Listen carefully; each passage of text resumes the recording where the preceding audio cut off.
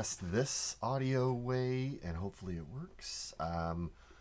Just a demonstration of how we could deal with entering verbatim information, and then having that verbatim information we could intelligently suggest an actual assertion, and then give you the ability to edit that assertion or change that assertion quickly and easily. So that's what we're trying to do.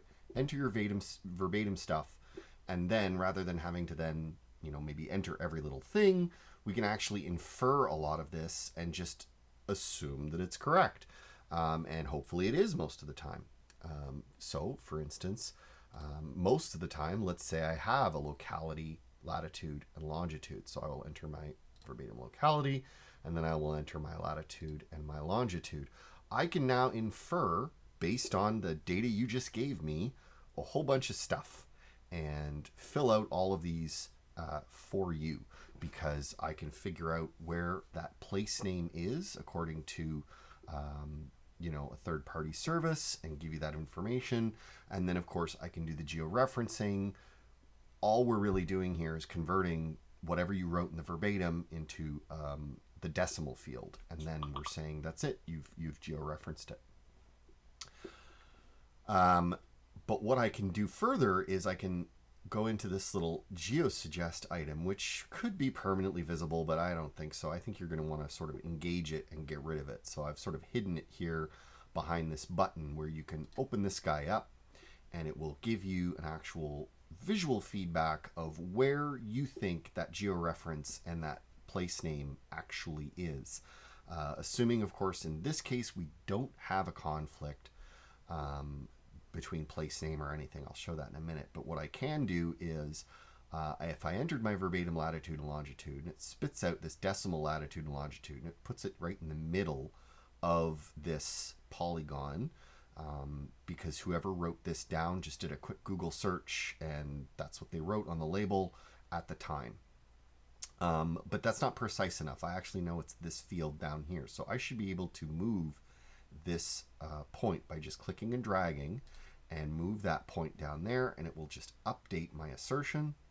I can also add an uncertainty. I can draw a physical radius on this, maybe, and I can draw the circle, and again, it will just add that uncertainty into my assertion.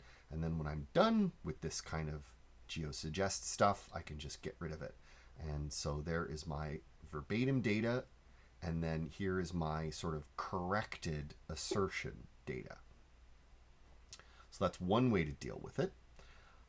If I don't have a verbatim locality, if all I have is longitude and latitude, that's really straightforward, where I just would, again, I get the inference, but I can generate a place name based on that latitude and longitude. If there's a conflict here, I'll show you how we deal with that in a minute. But what if I have a locality, but I don't have a longitude or a latitude, because it's historical data and they don't have that kind of stuff? That's fine. I can still, based on this verbatim locality string that I've entered, I can go into GeoSuggest, and it will actually search OpenStreetMaps for that locality. And if there's more than one result, I can see which one I want. I can go, maybe it's this one. Yeah, okay, that's the one. When I hit select, it then drops a point in the middle of that polygon, because we're not saving polygons, we're just dealing with, I just need to get to a point. That's what I'm trying to do right now, is get to an actual decimal latitude longitude point, because that's what our system is going to do, at least initially. And so that is what I would have. So I can basically go in and do a locality string search, find the result, and drop my point right there. I could then move it or correct it, but if in this case I think it's good enough, I can just go ahead and close that and get it out of the way.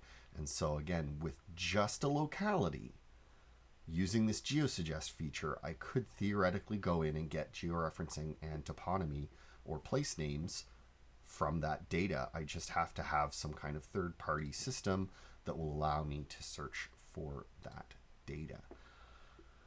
And the last demo is just showing what if there's a debate. What if we're talking about Hans Island, which goes back and forth between Greenland or Denmark and Canada. So I'll skip forward, head to where I've entered my latitude and longitude, but I have not entered locality yet. And it's already saying, whoa, whoa, whoa, I can't do that. I can certainly give you the decimal latitude and the longitude, and it was georeferenced by you right now using OpenStreetMaps. I can generally tell you that. But I can't get any more specific than continent because I have a conflict. Because if I open up GeoSuggest, there's going to be maybe a resolve conflicts tab that will show up periodically and simply say, look, I actually have two results for this geolocation. For this verbatim latitude and longitude, I can't tell you which one you're talking about. So in this case, I can either pick Hans Island, which is part of Avanata in Greenland, or what if it's Hans Island in Nunavut Territory, Canada. I don't know if this is really what happens, but this is just a theoretical situation I'm trying to show you. So in my case, what I will have to do is say, you know what? I know that currently the island is owned by Greenland, because when I was there collecting the samples, I was in Greenland. So that's what I'm going to put, and I'm going to go ahead and I'm going to select that. And it's going to then resolve that conflict for you and put in all of the toponymy based on the place name that you just picked. And then I can just close that and I'm done with that. So again, without entering any locality, we're not debating over what the verbatim locality was. We're just debating the exact point in space that I chose.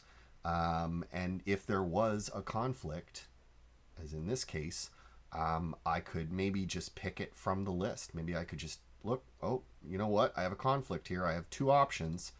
Well, you know what? Right now it's Greenland. So I'm going to go ahead and it's going to fill in the rest of the toponymy once I've resolved that conflict. But maybe a more detailed way to do it would be to just open it up and I can actually see what are my options. And then when I know I have the right one, then it updates the field.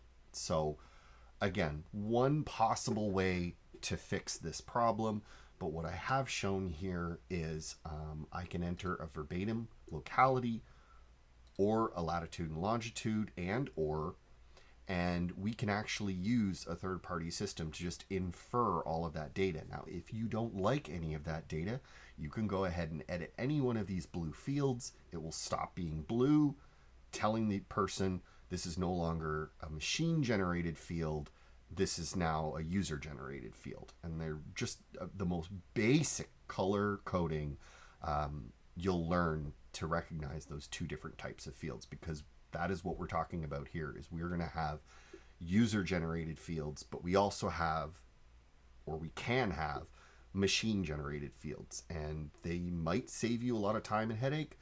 They might cause you a lot of time and headache, in which case maybe you don't want to use them. So, but that is what I've demonstrated, so we can accommodate only locality, only lat long, historical data, and if we have international conflicts over what municipality or what country something belongs to, we just simply give you the user interface to then make an intelligent decision, an informed decision as to which one you want. And that is just one way we can do it. Thank you.